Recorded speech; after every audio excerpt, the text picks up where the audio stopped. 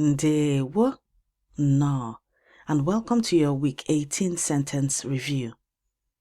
If this week was busy, this is your chance to catch up.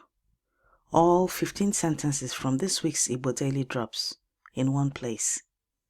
Our mission is simple: to raise 10,000 next generation Igbo speakers. And every sentence you practice brings us one step closer. So, wherever you are, in the car, on a walk, or relaxing at home, let's review the sentences from this past week. Ka anyị bido. Let us begin. Number 1. Achọrọ m ịgwa gị ihe. I want to tell you something. Repeat after me.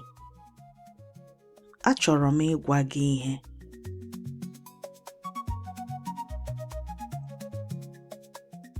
Achọrọ m ịgwa gị ihe. Achọrọ m ịgwa gị ihe.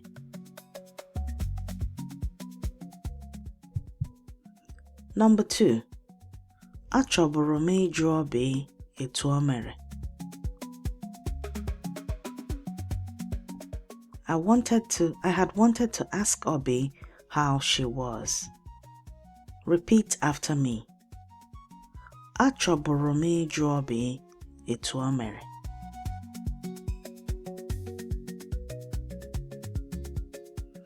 Chọbụrụ m ịjụ Obi etu o mere.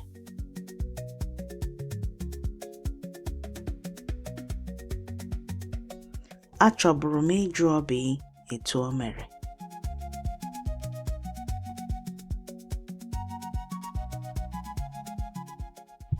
Number 3. Achọrọ m isiiri ya nri masiri ya. I want to cook the meal she likes. Repeat after me.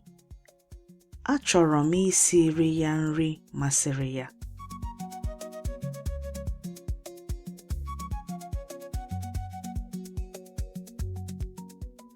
Achọrọ m isiiri ya nri masiri ya.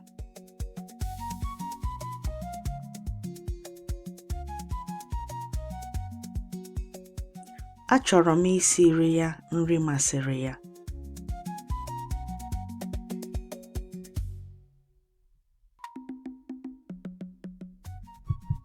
Number 4. Enwere m nne na nna. I had or I have a mother and a father. Repeat after me. Enwere m nne na nna.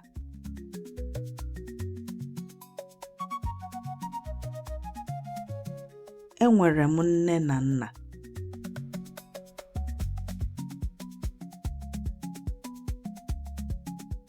Enwere m nne na nna.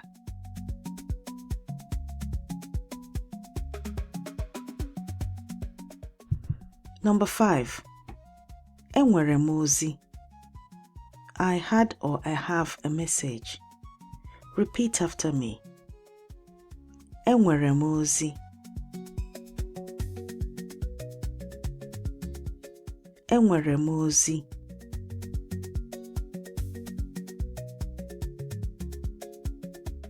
Enwere m ozi.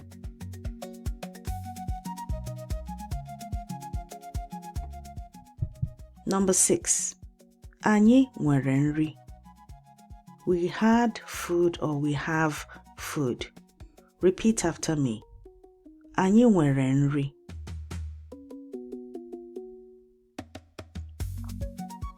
Anyị nwere nri. Anyị nwere nri.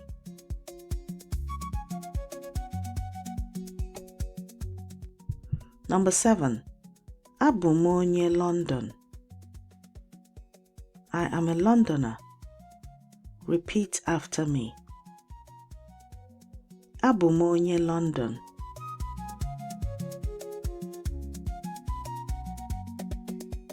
Abụ m onye London.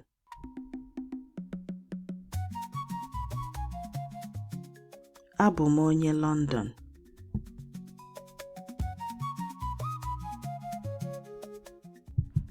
Number 8. Abụghị m nwata. I am not a child. Repeat after me. Abụghị m nwata.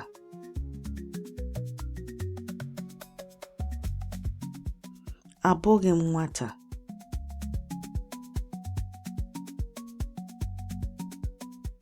Abụghị m nwata.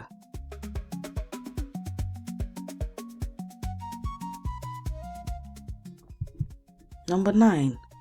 Ọ bụ eziokwu. It is true. Repeat after me. Ọ bụ eziokwu.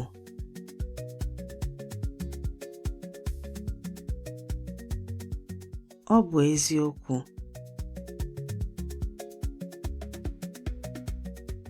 Ọ bụ eziokwu. Sometimes you might hear ọ eziokwu. Ọ eziokwu. Ọ eziokwu.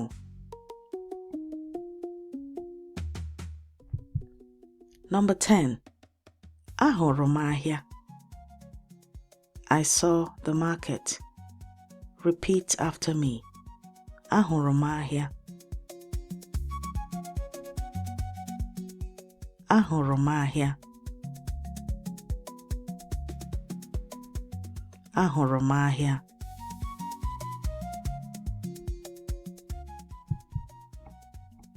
Ahụrụ m mmegharị. I saw movement. Repeat after me. Ahụrụ m mmegharị.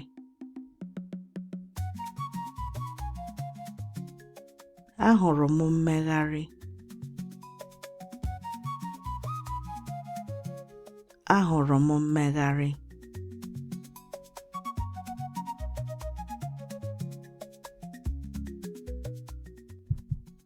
Number 12. Kedu ihe ị hụrụ? What did you see? Repeat after me. Kedu ihe ị hụrụ?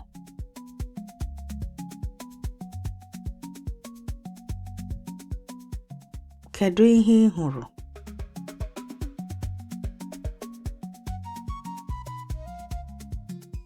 Kedu ihe ị hụrụ?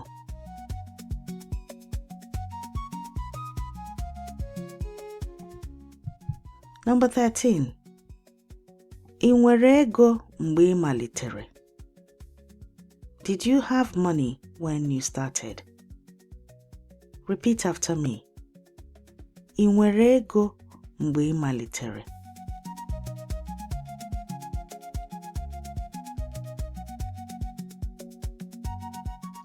Ị nwere ego mgbe ị malitere?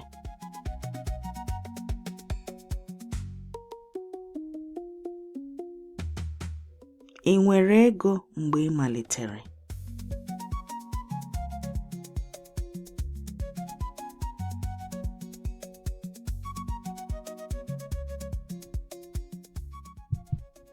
Number 14. Unu ahụrụ uru n'ịzụ ahịa? Did you see good benefits in doing business? Repeat after me. Unu ahụrụ uru n'ịzụ ahịa?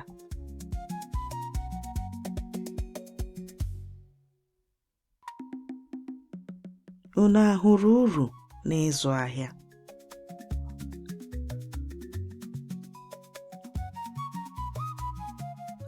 Unu ahụrụ uru n'ịzụ ahịa?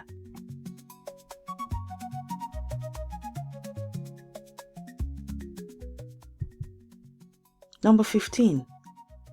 Anyị hụrụ ihe ọma. We saw a good thing. Repeat after me. Anyị hụrụ ihe ọma.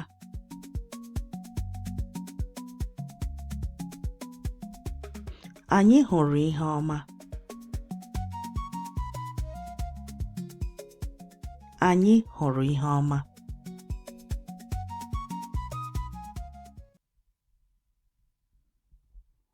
And that's a wrap for this week. 15 sentences from week 18. Remember, fluency isn't built through perfection, but through consistency. To keep practicing, download the free speaking workbook for this week at learnigbonnow.com. Abụ nwanne gị nwanyị Yvonne Chioma Mbanefo. I am your sister Yvonne Chioma Mbanefo. Ka ọnụ gị cheta asụsụ ndị ichie anyị. May your mouth remember the language of our ancestors. Ka o mesịa. Goodbye.